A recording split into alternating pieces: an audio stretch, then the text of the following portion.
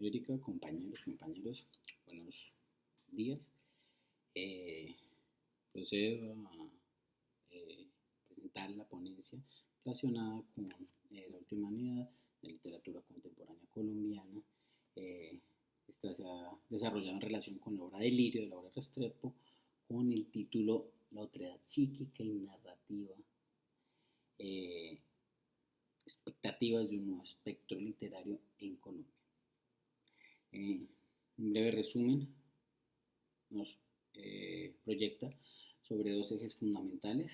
El primero es la estructura narratológica y las alternativas narratológicas y de estructura literaria o narrativa que nos presenta la obra.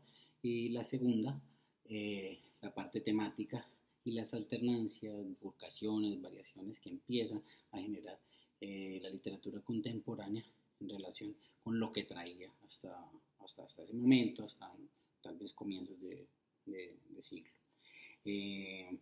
Hacemos una breve referencia comparada que nos sirve de antecedente y de soporte con dos autores que considero se acoplan al análisis que hacemos en este ejercicio. Primero es Mario Mendoza, y citamos fundamentalmente su última obra, Aquelarre, ya que se relaciona directamente con el objeto con el que estamos abordando la obra Delirio y la temática. En la parte estructural resulta interesante ver cómo Mendoza utiliza la primera, la segunda y la tercera persona en narraciones alternativas. Entonces, en los distintos capítulos empieza a generar una narración distinta con una persona diferente y que va determinando obviamente los cursos causales de la diégesis. Hay un tema en cuanto a la temática que empieza a generar también un viraje donde se empiezan a tocar temas puntuales de política, antropolítica, etcétera, que son tan tradicionales de manera muy adjetiva, no de manera directa. Aquí ya empieza a cambiar. Y el segundo autor es Santiago Gamboa. Tomamos como punto de referencia sus tres últimas obras novelescas. Hablamos de Volver al Oscuro Valle, Será larga la noche y La última Colombian Psycho. Estas tres, digamos, porque están entrelazadas y generan un hilo conductor, más allá de que estamos hablando de novela de crimen en la anterior cita y en este autor, en los dos autores. Ese hilo conductor llama la atención desde el punto de vista narratológico porque monta un alter ego de sí mismo. Obviamente, bueno, es la lógica de lo que se presenta como un alter ego, y este alter ego dentro de la última novela es asesinado en relación con un relato relacionado con la novela penúltima. Entonces, una alternativa literaria narratológica bastante interesante. Y lo mismo pasa con la temática, empieza a desplazarle hasta volver a adjetivos, temas de narcos, de guerrilla, de política, hasta que en la última obra ya no lo tiene como eje central. Palabras clave, básicamente encontramos para llegar pues a una hipótesis que claramente se basa en Delirio, pero que toma con presente los antecedentes ya citados de las obras. Estrategias narratológicas, otredad, temas literarios y literatura colombiana contemporánea. El problema, digamos, y obviamente integrado con el objetivo, es cómo formular una hipótesis desde el punto de vista estructural y temático para con la literatura colombiana contemporánea.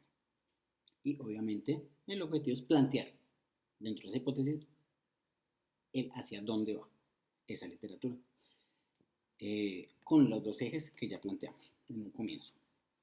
Entonces entramos a analizar los dos ejes puntuales dentro de la obra de Laura Restrepo. Y bueno, desde el punto de vista estructural, por decirlo de esa forma, donde abordamos la parte de las voces o de los narradores o los elementos narratológicos, encontramos una influencia, a mi modo de ver, del modernismo y seguramente de las vanguardias, incluso algo muy wagneriano, se me viene a la cabeza y ligo a este autor en muchas de las variaciones que presenta. Y a partir de eso encontramos 4 voces puntuales, lo que se coliga con 4 diégesis. Pero previo a eso encontramos una cita que nos ilustra un poco de cómo puede tejerse desde el punto de vista del narrador esta alternancia. Entonces, dice en la página 10 de la edición que leí y que pues, es objeto de referencia. Toda historia es como un gran pastel. Cada quien da cuenta de la tajada que se come y el único que se da cuenta de todo es el pastelero. Y lo menciono porque esas cuatro diégesis que están entrelazadas y con cuatro voces narratológicas diferentes, la relaciono con un símil similar al de Atlántida, digamos visualmente hablándolo, en tanto digamos que la imagen que normalmente se asocia, digamos, visualmente a la Atlántida es un centro y alrededor hay ciertos canales y que están conectados con algunos caminos, pero que se van uniendo hasta que al final confluyen en el centro. Entonces, digamos que todos esos caminos nos los va trazando, nos va mostrando la autora y encontramos esa relación, digamos, acá la citamos muy rápidamente, en un resumen que hace Midas, de una de las voces narratológicas, que es bastante largo, cito la parte inicial, nomás de página 233.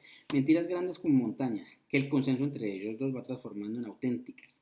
El Midas se refiere a perlas como estas. El biche se fue para México porque quería estudiar allá, y no porque sus modales de niña le ocasionaron repetidas tundas por parte de su padre. La tía Sophie no existe, o al menos basta con no mencionarla para que no exista. El señor Carlos Vicente Londoño quiso por igual a sus tres hijos y fue un marido fiel hasta el día de su muerte. Y así vemos que Midas genera una semblanza que se podría incluso considerar como una metarealidad o en su defecto incluso una otredad, tal vez familiar, tal vez social, en tanto la imagen que nos plantean los personajes, los narradores, tienen un punto de vista de uno u otro lado bastante diferente o divergente. En ese sentido, digamos que ese concepto podríamos aplicarlo y me parece que tiene mucha relación, entonces la cita, con esa situación que se genera desde el punto de vista de las cuatro perspectivas.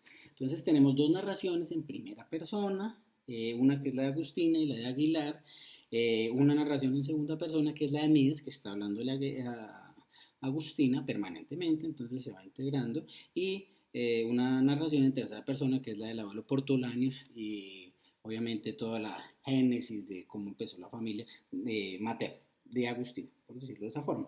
Entonces, hay un elemento fundamental principalmente en las dos narraciones en primera persona y en la narración de segunda persona.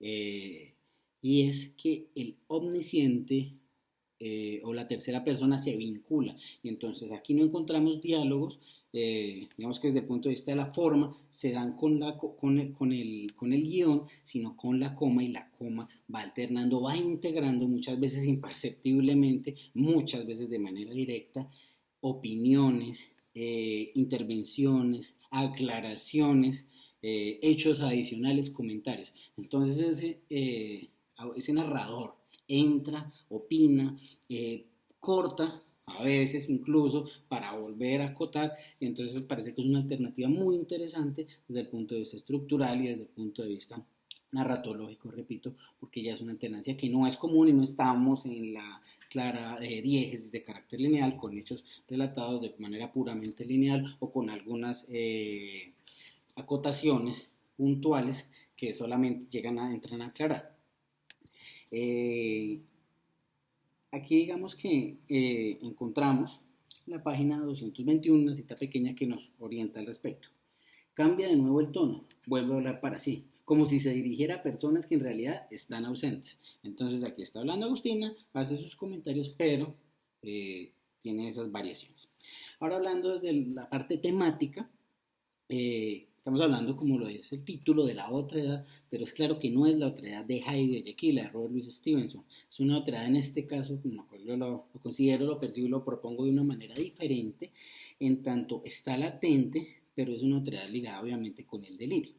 Bueno, o la locura, podría decirse, pero que se sustenta en el pasado. Entonces el pasado se vuelve el germen, el que la propone, el que la suscita, y entonces empieza a mirar uno esa otra edad. Principio se ve para Agustina, que es personal, pero también la hay familiar. Vamos con la página 186, que por ejemplo nos ilustra una parte de esa otra edad que está ahí latente de su pasado en Agustina, a propósito del papá. El verdadero rival, el indestructible, el que estaba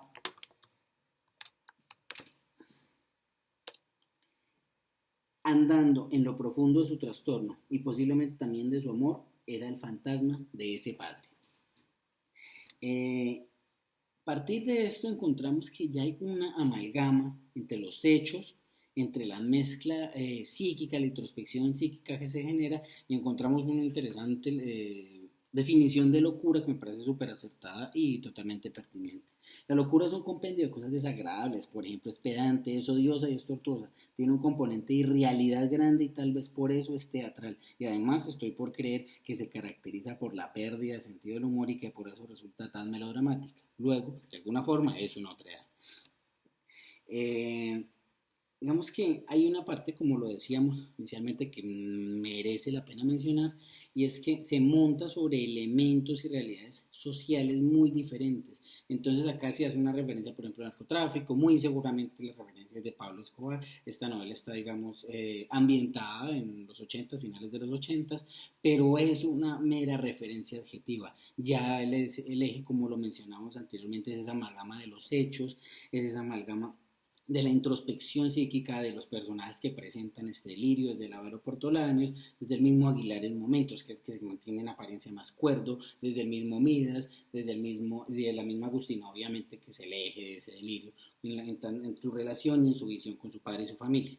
Pero ya no es ese eje puntual que estamos hablando, de decir que es narcoparamilitarismo, el eje de la guerrilla, de la violencia, que alguien le hayan matado a la familia, a los antepasados, la venganza, etcétera, sino una realidad que se constituye en adjetiva, como tal podemos decirlo, pero no es el eje central ni el eje temático de la novela.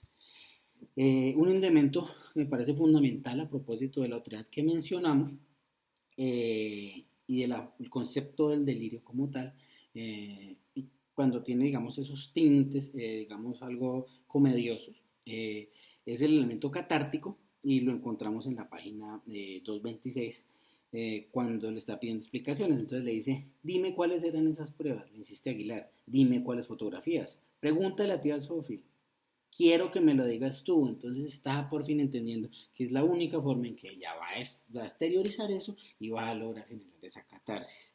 Y un último, a propósito de la locura, que quiero mencionar, es el de la página 240, la locura del abuelo Portolanis. Entonces, donde él dice, pero en medio de una noche de un invierno irreversible, Ilse se tiró al río durante un paroxismo de fiebre para morir ahogada.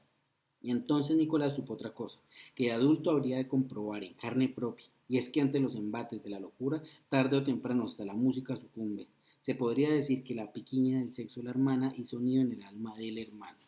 Entonces que, de nuevo, el pasado es el que está haciendo mella, es el que está constituyéndose en germen para suscitar esa locura. Entonces, claramente, vemos esa divergencia y esa variación de los temas.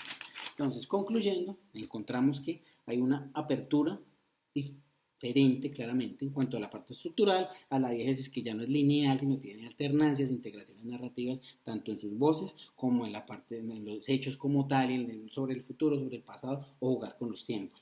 Una segunda parte, el tema de la temática propiamente dicho, donde la parte de la violencia como tal tradicional, narcoguerrilla, paramilitarismo, conflicto armado, etcétera, no es el que alimenta y el eje central, sino es un tema adjetivo que seguramente se vincula a la realidad natural de los hechos, pero es completamente adjetivo y es muy evidente en el tema. Y tercero, encontramos cómo esa mistura entre psiquis de la persona, del personaje, de los hechos y los temas crean una nueva perspectiva de novela, y esa amalgama es un producto diferente del que estábamos acostumbrados. Hasta aquí, un 4 minutos de más, espero que sea muy extenso, muchas gracias y un feliz día.